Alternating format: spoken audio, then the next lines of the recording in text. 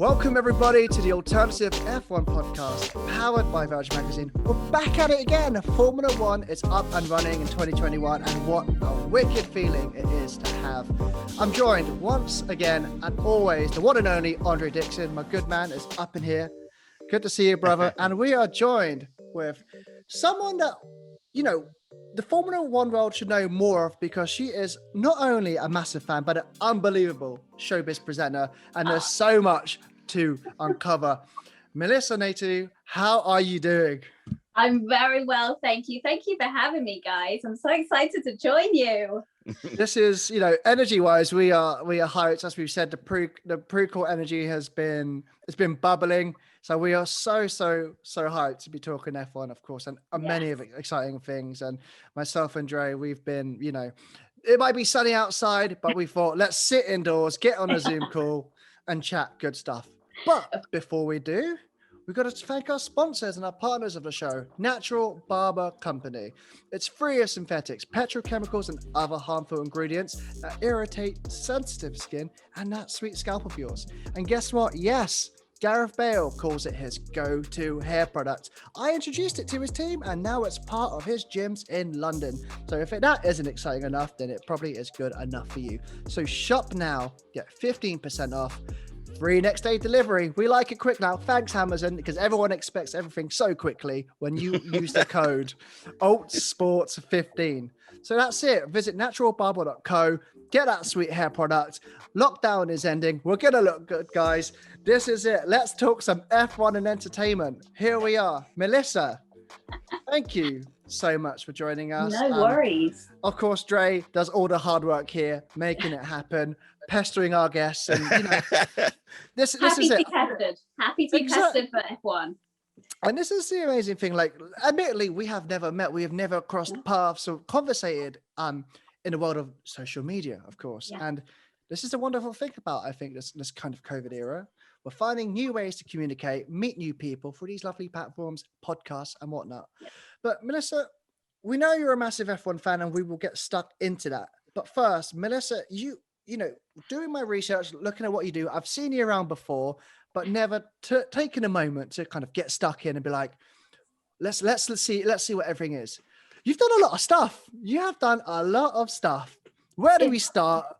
How did we get to this point? Because you've chatted to a lot of fascinating people, as I'm sure you'll let us know.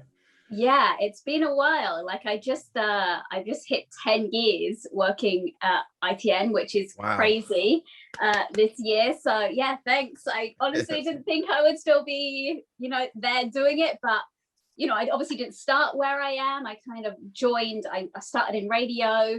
I even worked in a gym for a little bit in between, just in sales, which is crazy. And I kind of hated it so much that it spurred me to find something I wanted to do, moved to London, got this job as an entertainment reporter. So just kind of worked my way up doing, red carpets, freelance and stuff. And then the opportunity came up to do the showbiz updates on ITV2. So I got to do that full time alongside loads of celebrity interviews, I love doing them. I love speaking to people and just having fun with them. You play games with them, you have fun. I don't want the serious. I'm not, it's really annoying when you say you're a journalist and they think you're a tabloid journalist. I'm like, no, I'm not after you to get a horrible story. I'm a nice one.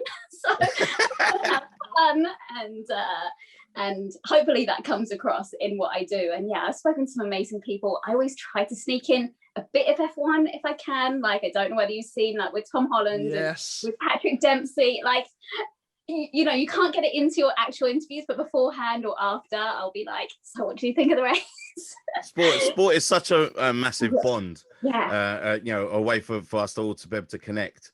So, obviously, as Matt said, like, you've interviewed some massive names, and we're lucky enough, like, along the years to have, like, my personal favorite, Tom Cruise. That was like a big thing for me when he was holding our mic. That was like, oh my God, our Brendan's like, you have to, but like, although I'm really curious to find out how many gym memberships you sold, but besides that, I wanted to find out, like, you know, regarding like the showbiz side of it, like who is there like a name, just like I mentioned Tom Cruise before, like that you were just about to interview and you got really excited? Like who made you nervous?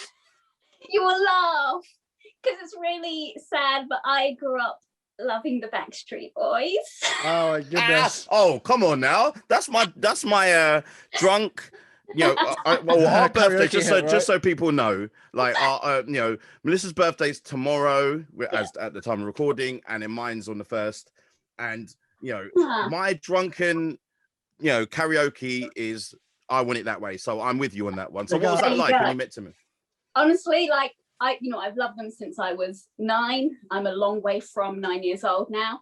And the first time I've interviewed them maybe about 4 times now, but the first time, butterflies, like you would not believe the nerves, because it's just like I dreamt about that when I was growing up. I had pictures of these guys on my wall. Like, you know, there's a time when you're that young, you're like, I don't know if I'll ever get there, but I'm gonna dream big. And when it happens, it's just such a massive thing.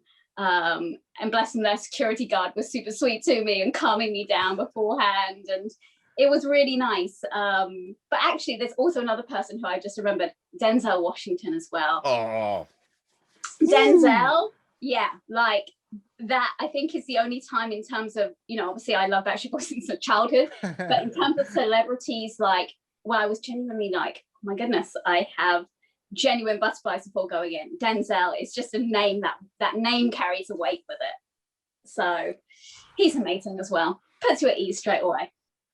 Who do you think was the first kind of interview that you did where you felt like, okay, I'm starting to make splashes and people are starting to take notes? Because I've had such an interesting insight into the movie junket PR world. My sister-in-law did PR for Disney, so I would every now and then would maybe get invited to a premiere or whatever, and it was really, really fascinating. But for yourself, like that journey, there is a very special skill, and I think like to, you know, a interviewer, someone that speaks to these talent has to have really a special set of skills, because you're dealing with all kinds of different personalities, different egos, the boredom levels, the repetitive questions, and being able to add your own spice.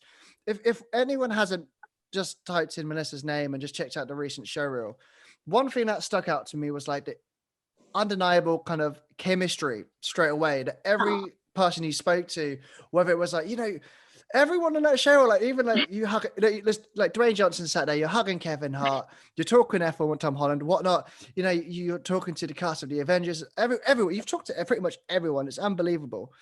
So my double question is this: what was the first interview you did where you were like, I'm starting to make waves?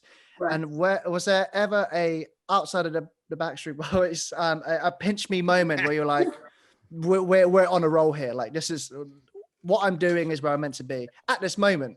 Yeah, honestly, it's so hard. Like you're saying about you learning about how junkets work. It is hard to make a splash when you're doing junkets because there are so many of us in this world doing them, and you get like 5 minutes, between 3 and 5 minutes to go in there and get what you need.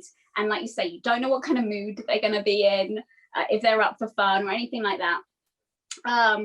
And it's really hard, but honestly, the one I think which has gone everywhere is my interview with Kevin Hart and The Rock, where they are doing impressions of each other in high school. And I mean, that genuinely went viral. I know we talk about things going viral. Yeah. And it's crazy because I've met people when I've been traveling, you know, I travel solo a lot, and I've met people who they're like, oh my God, I saw that. That was you. And it's like, it's insane when you meet people on the other side of the world who have seen what you do. Like in Hawaii, I was at a hotel in Hawaii, and someone who was like, oh my, I saw that. And that's when you're like, okay, so I'm doing something right. Like this, and that's what you want. And of course, you're not going to get it every time. But even just have one of those moments, I think, in your career is amazing. Because, you know, I'm not one of those huge names. You know, you've got massive, you know, like like Ben and Kay you've had on here. There are household names that are doing this, and Graham Norton's and Jonathan Ross, they get the big names on their shows. They have people producing, they have, you know, things are set out so that they have these viral moments. that from their show. Whereas we don't get that. So when you go in and you get something so off the cuff like that, it's like, that's amazing. It's harder for you, really, because at the end of the day, is that such a short space of time that you get. You know, we just had, for example, when we had Anthony Joshua on, like obviously you know he's got a massive team behind him, so you know we know what not to ask and where not to go. But luckily Matt and I are the naughty boys in the back of the class, and we find ways to be able to break those rules in a nice way. And you know, luckily we had our own viral moment, which is which is amazing. So yeah, definitely we are. I'm learning from you. We're both learning from you. So you're going to give us loads of tips. We're watching you like.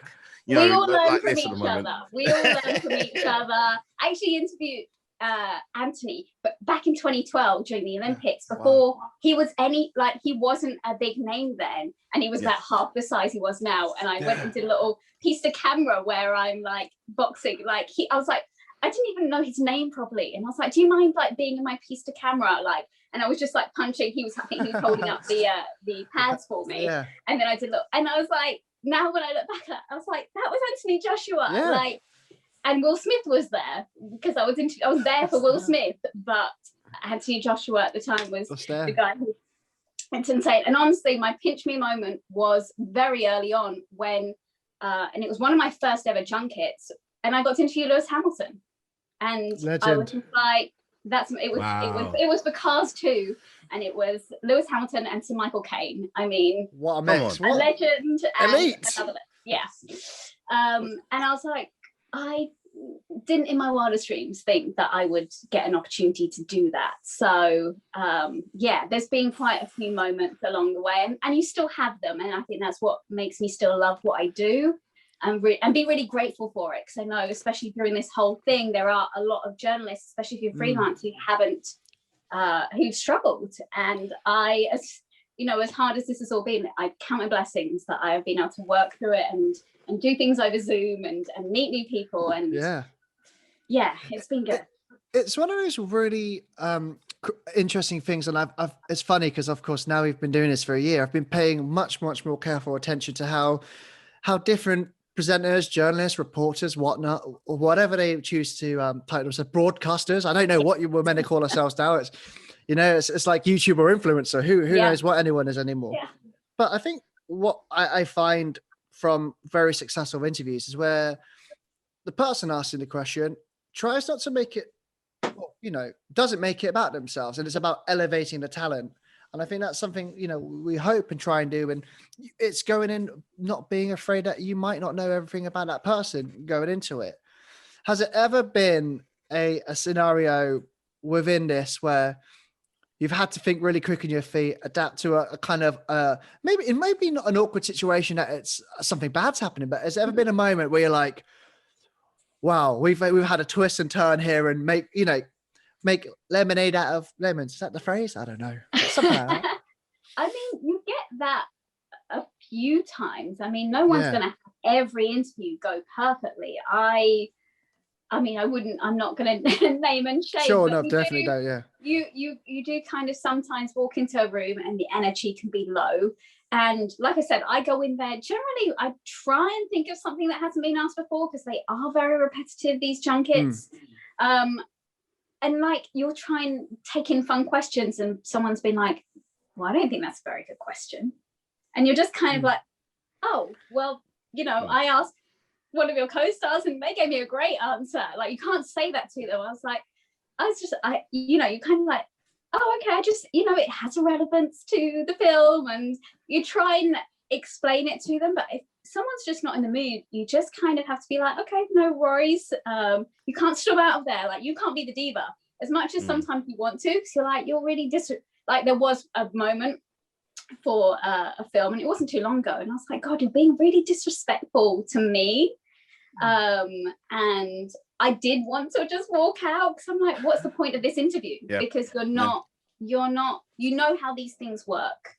And I'm asking you nothing personal. I'm not trying to it's just a fun question that is related to the film, and you're not giving me anything. And you're just kind of like, okay, well, let's just move on to something else. Like, you just have to move on, because you can't walk out of there with nothing. but you just have to keep a cool head. I think that's all you can do, is just try and keep a cool head when people are not making your life miserable. Yeah, I think because obviously we've lucky enough to be able to meet a lot of people and do this for a long for a year now. This is weird to us because we actually our lemonade, what is it? Lemon out of lemonade or whatever it is. That could be our new merch ideas. It's let's do that one. That's a new show. We obviously we're based in the Shard, so we was having our show there. We had it all set up. What we're going to do. This is how the look of it's going to be. And next thing you know, we had to do our shows from our front rooms, and obviously I have children, and you have to kind of figure out around them. So I would say this regarding the actual meeting people stuff. It's really nice when you actually engage with really nice people, and a lot, I'd say, 95% of people you meet are really nice people, just like yourself. But there are some people who, we've had to, from a lifestyle point of view, we've had to interview, and you're like, I don't want, like, if you don't want to do this, just come off. We arrange it another day. Not everyone's in a good mood all the time, but luckily, more so than not, we've met nice people. But it's something now where there's so much media coverage the conventional way, which I was going to ask you, like, you having to adapt your coverage because of everything that's going on regarding now Zoom, and you've got so many bloggers and vloggers and things like that. Are you having to adjust? I mean, there's not a lot of adjusting we can do, because the only access we have at the moment is on Zoom. Hopefully we will get back into in person, because there is nothing like the rapport of meeting someone in person. But yeah, it's hard, because I find you find influencers and vloggers who have these huge social media followings kind of get away with doing stuff out of the ordinary with celebrities we don't necessarily get to do, because we're known as kind of a news organization or something like that. So a lot of the stuff is just kind of straight Q&A, and it kind of works for what I need it for. But it's not going to get like the viral hits that you kind of would like to get. So it's hard to really adjust what we do unless you bring that huge social following, I think, with it. I find PR a lot more lenient with what they let certain people get away with than others. Whereas back in the day, honestly, when I started, you didn't have to run things past a PR before you did it. I just used to go in and I used to do quizzes and play games and, have pictures up on my iPad, and, we would do all things. And nowadays they really locked it down. Yeah. Actually, it's a lot harder to do that. So you say, are we adapting? I think it's just a lot harder to adapt. And something, I think just doing it over Zoom, it's just not the same. It's not the same. Trying to kind of come up with something fun that works. It's tricky, isn't it? Zoom has been like a blessing and a curse, because for the people that have like yourself have been sat in front of really incredible, talented people. It's like, okay, cool. You do lose, because there's nothing like, and Joe Rogan has said it best. There's nothing like sitting across someone and really having that electricity, sitting with someone, having that conversation. It's a different art.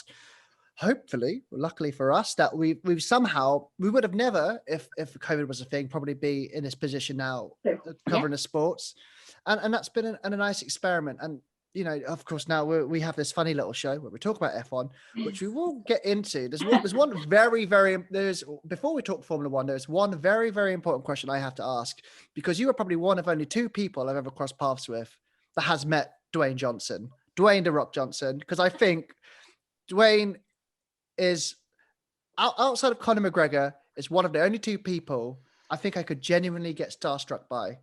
I saw John Cena sat on a corner of a cafe outside a music studio when I was filming once. I was like, I just played it cool. I went, John Cena, legend. Nice to meet you. But what was it like? I know Kevin Hart's amazing, incredible, but my childhood hero was Dwayne Johnson. What was it like meeting a guy like him, the great one? You know what? The first time I met him, I think it was for San Andreas, and he wasn't, obviously he's a massive wrestling star, but in terms of the movie world, and that film wasn't, the best. But he wasn't the Dwayne Johnson that he is now, that powerhouse. So I think at the time I was like excited, but not like you're saying how you'd be starstruck. I was just kind of like, okay, this is just another interview with a guy who my dad loves wrestling. I've seen wrestling my entire life. So yes, I know who Dwayne Johnson is, but he wasn't that massive star that he is now, that I think I was going to meet him now. Like say I haven't met Beyonce. So say I was going to meet Beyonce, I'd be like, oh my God, this is huge. So meeting him then for the first time wasn't the massive deal that I think it may have been had he been the star he is now. Whereas now when I've obviously met him again, it's kind of like me, he does remember, and it's lovely. So I go in, I don't feel the nerves. And the last time I interviewed him, which was for the second Jumanji film, he gave me a hug as well. And it was just, and I felt like a little teddy bear. And it just like, and he just like, I love baby. That's all. I just want to feel that Dwayne Johnson hug. Hug me, Dwayne. Nothing weird. I just want to be like, "What's up?" It's a bro hug. It's a bro hug. That's the only thing I'm missing about in person. It's just the hug. Just give me hugs. It's a game. It's a game changer. And hopefully, with everyone starting to slowly get, everyone's getting vaccinated up, and this hopefully shapes the route back to normal. Now, I think the perfect segue, the big thing that kind of caught my eye with yourself in Formula One was the fact that you were slipping into conversation with Tom Holland, talking about Formula One. And of course, I went down to the route like clip, saw that there was really Tom going, so I'm presuming this is probably before last season, who's gonna win this year? Who's going to be the champion? Yeah. And of course, you guys expressed your love for Lewis and Charles Leclerc mutually, of course. What a guy Charles Leclerc is, a fantastic pro to be around. Where did the love of F1 come from? Where is this journey taking you? And what have been your experiences so far in the world of Formula One? So honestly, so many of the people that I know have grown up watching F1 because a parent, their dad or someone has watched it and they watched it then. But I didn't have that. Like my parents weren't into sport growing up. So I would kind of like, my brother is an Arsenal fan. So I was like, cool, I'll be an Arsenal fan. Yeah. But it wasn't my love, football. And honestly, it was an ex-boyfriend that got me into F1 when I was in uni, because he, had done racing in like lower formulas and still does like, the experience days and things like that. So he got me into F1. And I don't know, that love for it just grew when I actually watched it. I was like, oh my goodness, this is something I love. And I think it coincided with Lewis kind of joining F1. It was just before he joined, but when Lewis joined, he was so exciting to watch, so exciting, and a British driver. And I'm always going to champion the British drivers. So I want to see George Russell perhaps in a Mercedes next year. I want all our British drivers. I was sad that Alex Albon lost his drive, because I know he races as a Thai driver, but he is British. So yeah, I love seeing the British drivers doing well. We've got good drivers. So that's kind of, it just grew from there. And then when I actually got to go and watch a race, I went to Silverstone with one of my girlfriends, and we did, the getting up super, super early and, kind of camping out. There's a funny picture of us, I think it's 6 o'clock in the morning. We've got our hoods up and we're napping like on the chairs, just waiting for it to start in the freezing cold. I've done all of that, and the atmosphere when you go to a race is just something else, and it takes your love for it a step further.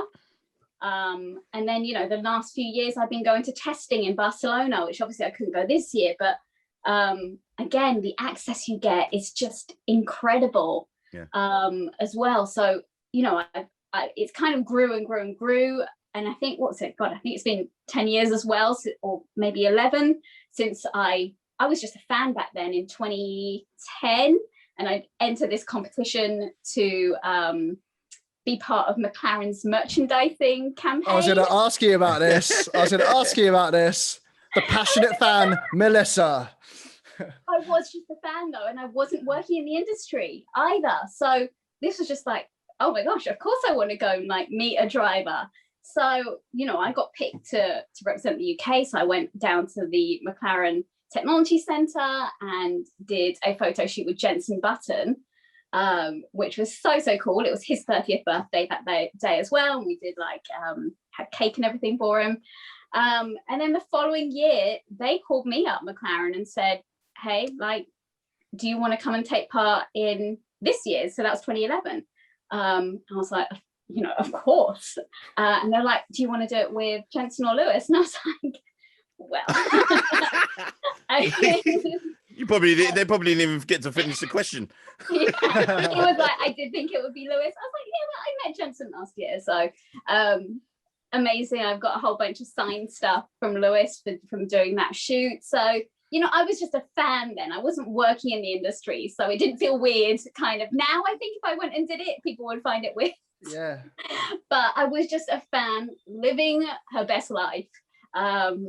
You did the tents and everything. Like that's real fandom. That is, like, you know, I would say that I Matt and myself now, I'll drag him down with me. We're corporate fans, you know, very much like it has to have the free drinks and everything else that comes around with it. No, I've sheltered, like, but like, you know, obviously when I in Barcelona, we got to go and see, you know, obviously there's the paddock club, and then you get to go round to where other people are, like, you know, tenting out and things like that. And it was so hot, and I'm just like, you guys are real fans. Like, you know, I love the sport, but I don't know if I love it that much. But you are a different level. But so I salute you. I don't know if I could do that anymore. Like, oh, you come over to our side then. I have, honestly. Corporate life. I've done that when I was younger, let's say. Now that I'm a bit older and I've experienced a taste of the other side, once you've done it the other way, can't go back. Kind of, it's no going back. And I've done Monaco. That's it. We need that. We watched, my friends and I, we watched the race from Lowe's Hairpin, so the top of the Fairmont Hotel, and obviously that's an incredible place to watch the race. But we were just like, we kind of stood there, we're like, what is this life? This is how the other half lived, because we just, you know, we'd made friends with someone who let us watch the race from there, because we hadn't paid to watch the race and I couldn't afford it. So you know, we just got lucky. That's the life. Has it been a race that you have been to that sticks in the memory as far as maybe result or performance wise? And secondly, has there been anyone you've interviewed, truly loved, and got blown away by? Do you mean in F1? Who I've in F1 and F1, yeah. Okay. Race wise, it's hard because in terms of going to races, I've only been to, I'd say, Monaco abroad, which in itself is an experience. You don't go for just. You don't go for the race as such. You kind of go for the experience. So I'd say I'd never seen Lewis Hamilton win in person. Every time I've been to see him, to see a race at Silverstone, he'd never won. So like the last, so it wasn't last year because we couldn't go last year. So it was 2019 was the last time I went, and that's when he won. And I was like, finally, I'm seeing the great Lewis Hamilton win a race. And you know, people can say whatever they want about Lewis. I think he's a phenomenal driver. And I think just to see that in your life, Sir Lewis Hamilton winning a race was just, it's, you know, I wasn't around in the era of Senna racing, and legend. You know, I would love to be able to say, you know, one of those races was my favorite, but it isn't. And we have Lewis is a great of our generation, and I think to see him at the top of his game is incredible. So I think for me that was amazing. You know, regardless of whether the race was incredible, just to see our British driver winning is something special. And then in terms of interviews, I've only interviewed Lewis and Jenson, I think, in terms of F1. And not a bad pairing though. I mean, not a bad pairing. I mean, I got loads of time with Jenson, so that was lovely, and I got to actually talk F1 with him properly, whereas Lewis, it was for Cars 2. So it wasn't quite the same. But they've both been so wonderful.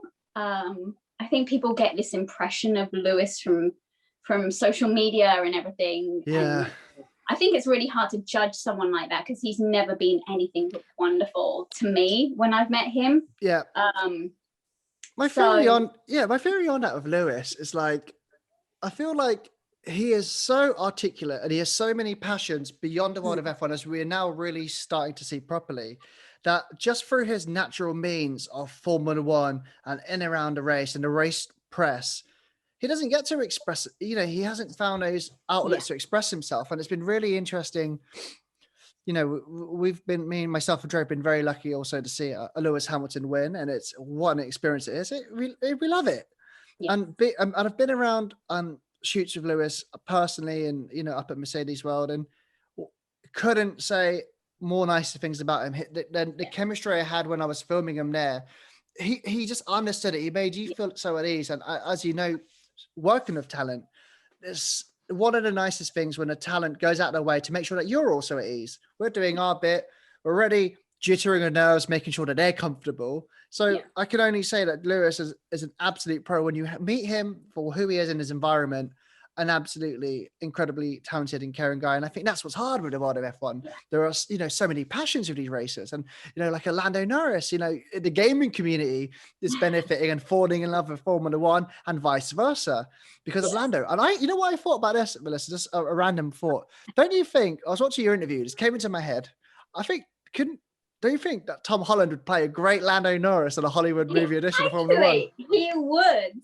And especially they're so young, bless them. But yeah, Lando has this amazing spirit.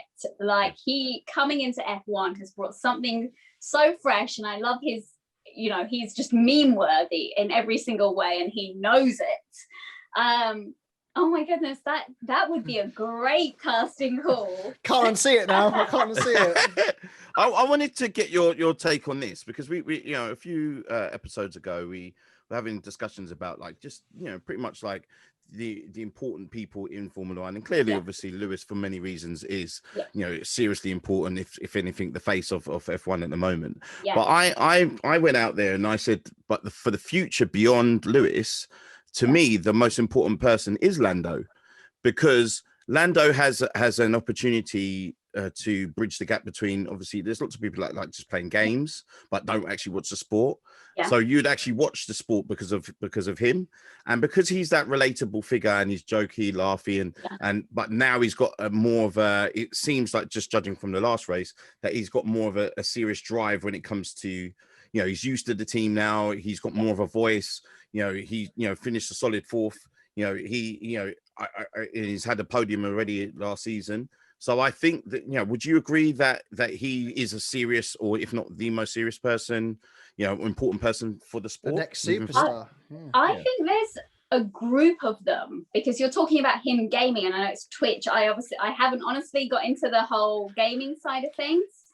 For the best, trust me, it takes up too much time. But I know like he's been doing it, and I know George Russell's jumped on, and even Charles Leclerc's jumped on, and a few of that kind of group, because they're all, I think, quite young and around that same age. I think they're all so important because they are the future of F1. Like, they're the guys that we're going to be championing in a few years, and I'm sure Max is a future world champion, but he doesn't kind of fall into that, he can be very serious. Whereas that fun element that those guys bring does make you want to watch. And it makes you want to watch all the pre and post stuff with them as well. And also Tsunoda made an impact this weekend. Like, I honestly think he is one to watch as well. I really hope he does well in this season, because he did incredible this weekend. And I think just even seeing like interviews with him, he's so humble and down to earth as well, and you want people like that to win in life. And I think there's that group of them, that young, they get it, they get how important it is to do the social side of things and to bring people in that way, as well as just on track, because they are phenomenal on track, as we know. Like, Lando P4 this weekend was amazing for McLaren. Like, McLaren will always have a special place in my heart, and I want to see them back on top. So that, I think you're right. Lando's one of them, but I think that the other guys around that age as well, that they're all like 19, 20, 21, like they're all super, super young, but they're exciting. And that's that same energy that got me into F1 in the first place. I really hope it brings new viewers in as well. So for for this season at the moment, obviously we're just starting, and I'm going to get you to kind of give me your who do you think is going to be? Do you think it's only going to be Max and Lewis in the mix for the championship, or do you feel that there's an outsider? I'm going to jump in and give you something from the left field. I think that Perez is going to be more in the mix than when he gets used to the car than people think. But I mean, I was interested to see what you guys think. I mean, obviously, I've been trying to plant this seed in Matt's brain for the last few weeks, but it's. I think I've got something there, judging from the fact that I feel that I could see, although we love Albon, I could see why they dropped him, and I could see that you've got a serious driver there that is not afraid to be able to do battle with anyone. And I feel personally in that situation that if he was where Max was in that situation, he would have been a bit more of a calmer head. And I think he would have won that race personally. Oh God, that's loaded. Hard. I loaded that one, didn't I? I don't. Perez, there is no denying that he is an incredible driver, and it's a shame that he had the kind of weekend start that he did. But he did. I mean, he did. He was driver of the day, I think, wasn't he? Just from his, pit lane to end drive. It's so hard because Max has been in that Red Bull for a few years now, and he knows it inside out. Whereas Perez is in his first season in it. I do think it takes a little while to get used to it. Like you look at Daniel Ricciardo in the McLaren, and fair enough, he had floor damage, I know, but even he said, getting that set up for the cast, he's still trying to work that out for the team. Whereas Lando is already there because he's been with the team longer. So I don't know how close Perez will be, but there's no denying that the Red Bull this season is incredibly fast. Like, I feel like they are the only team who can challenge Mercedes, and they were definitely the quicker car this weekend. I don't know when we go to Imola, which is a higher downforce track, whether that's still going to be the case. But certainly this weekend they were. But I don't know, Max and Lewis, I definitely still think we're going to see more of that through the season, more so than any others at the top there, because Bottas is a good driver, but he's not, seeing how George was in the car last season when he had that one drive against Bottas, he was smashing it. So I don't know, I don't think Bottas will necessarily be up there challenging. I'm sure he'll win some races, don't get me wrong, but I definitely think the title challenge is still going to be between Max and Lewis. I'm trying to think if there's anyone else who could challenge, but the Ferrari is not there yet. McLaren's getting there, but not there yet. It's more interesting for me to see who maybe will end up in third place. I think that's definitely more up for grabs than seeing a third person in the title contention. But I think whoever is the third best driver of the season, it's very, very much, it could be up there.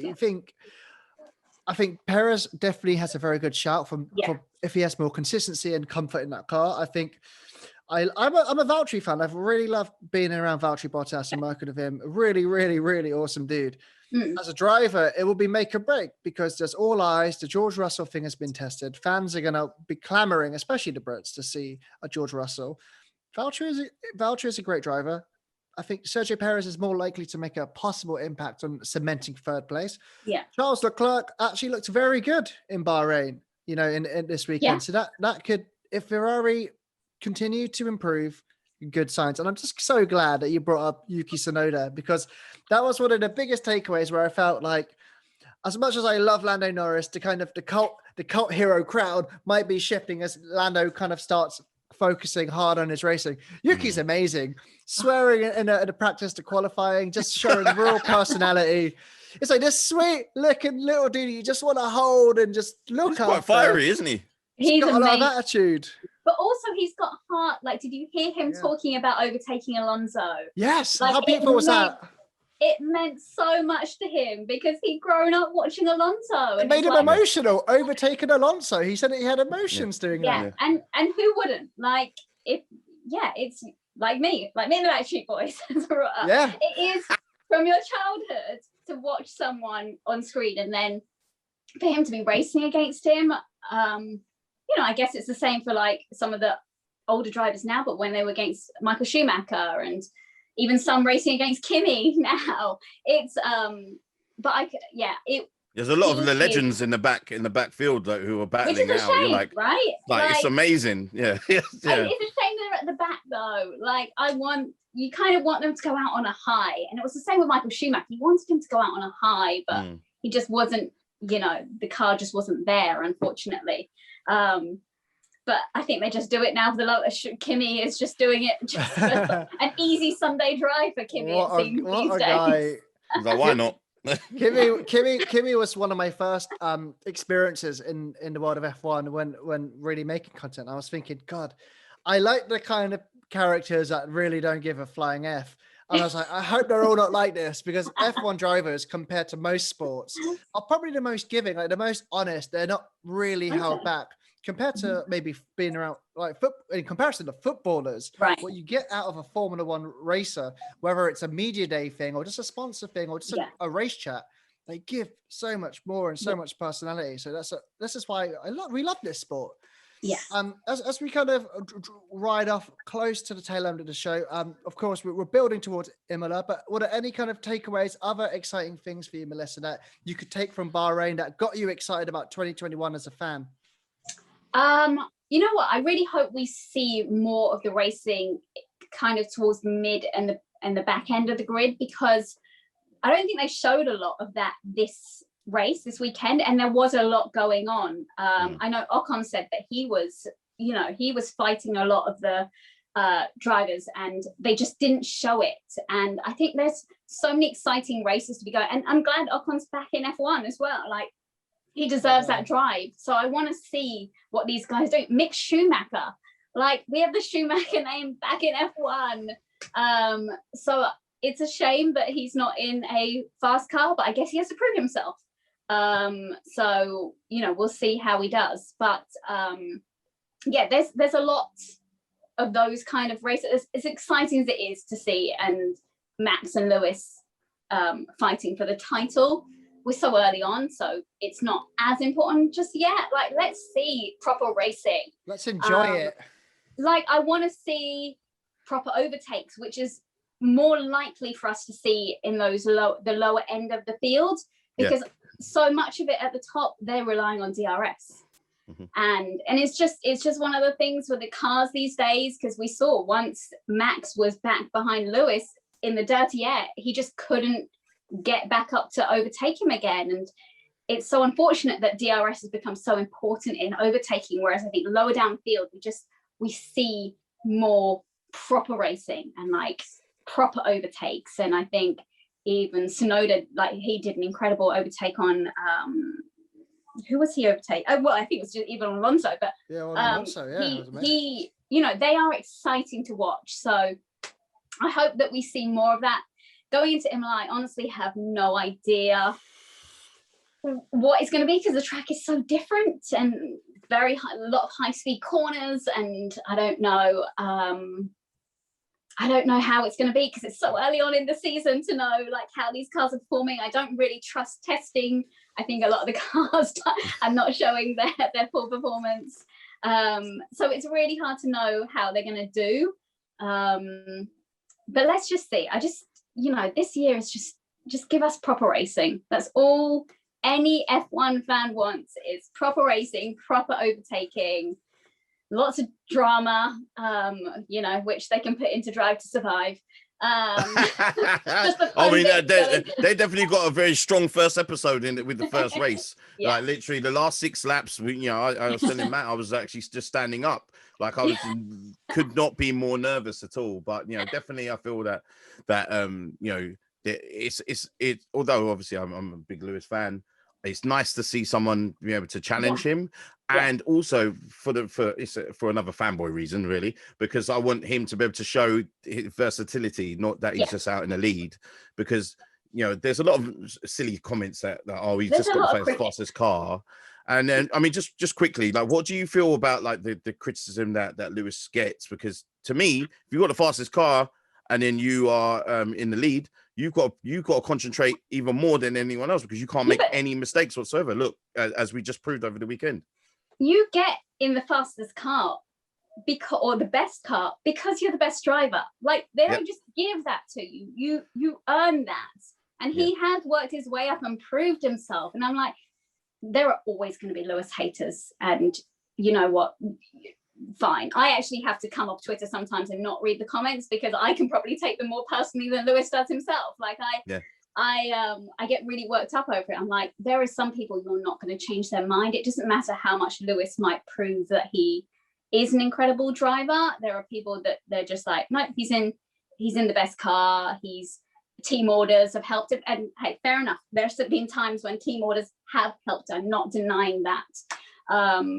But he's done amazingly at managing his tires when others haven't. He's good on race restarts. Like, there are little things that he does that proves that he is an amazing driver, and it doesn't matter what he does. The critics, if they're going to hate him, they're going to hate him, and he can't do anything about that. But I think having Max there this year, like you said, is gonna help to prove, and I hope it does prove, what a great driver he is. And it proves, what a great driver Max is. Like, going up against each other, I think we'll see some incredible driving. I hope we see some incredible driving. It's about Max, you're right. Like, you touched upon Max. Like, it's always unfortunate for Max, isn't it? He's in this moment where, Lewis is so dominant, and I think post Lewis, we're probably not going to see. I think it might be more open championship wise. So we're going to have these drivers that are going to be fighting for position. It's just, people. I get it. You get bored of seeing the same person win week after week, or the same team win week after week. But it happened during the Schumacher years. Exactly. It happened during the Vettel years at Red Bull. Like, it does happen. It's not like this is something new. So we just kind of have to accept it. Is he supposed to just run alongside the car? Yes, he is, Dre. Yes, he is, Dre. Give him a head start. Yeah. He's like, let me take my foot off the gas a little bit and just let everyone else catch up. Of course you're not going to do that. Like, he wants to win. I'll just say this, obviously we just touched on Drive to Survive, and I had my rant about Lewis's bit being the whole protest, the movement that he had, like, just being shoehorned in at the end, and I was really not pleased about that. Let's just say that. Right. But I feel that you had an opportunity there to be able to see the insight of why he is so dominant, because he has those things as motivation. So therefore, if you want, people who hate Lewis, if you want him to lose, to start praising him all the time, because he'll take his foot off the pedal. But the more you criticize him, or if there's some, edges to what you're saying, if you know what I mean. I think that he has got obviously you guys have met him, I haven't, but he's got more of a focus and a drive and a determination to stick it to you more than anything else. And I'll be there celebrating with him in the crowd like I was the last time, getting wet by the champagne and everything. I want to be there. See, I haven't been there. I want to be under the podium getting champagne. That would be amazing.